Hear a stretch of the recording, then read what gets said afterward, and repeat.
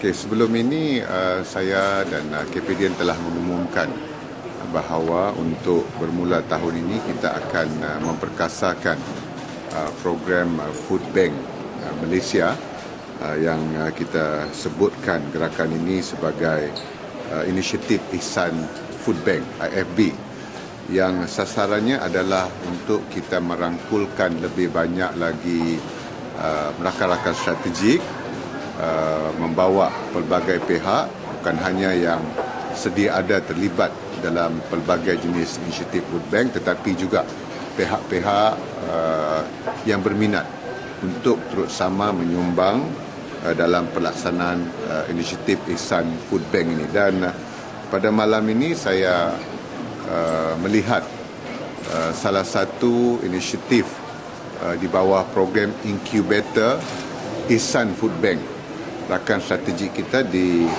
Sri Pacific Hotel ini, yang kita KPDN melalui Sekretariat Ihsan Food Bank menyediakan retort machine, dan Sri Pacific Hotel telah bersetuju untuk mereka memberikan sumbangan dalam bentuk makanan-makanan yang diselamatkan untuk di retort menjadi ready to eat food dan diedarkan kepada kumpulan sasar. Jadi untuk makluman semua, dari segi program incubator Ihsan Food Bank ini, setakat ini kita di KPDN telah bekerjasama menyalurkan 14 mesin retort untuk rintis, antaranya Sri Pacific Hotel, begitu juga sebelum ini di Hotel Lee Meridian Putrajaya, Hotel Marriott Putrajaya, dan juga Politeknik Sultan Idris Shah Sabak Bernam.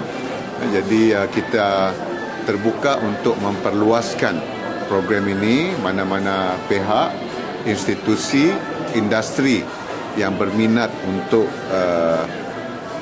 terlibat dalam program incubator food bank ini. Jadi kita mengalu-alukan kebersamaan pelbagai pihak kerana program ini membawa satu agenda yang cukup baik.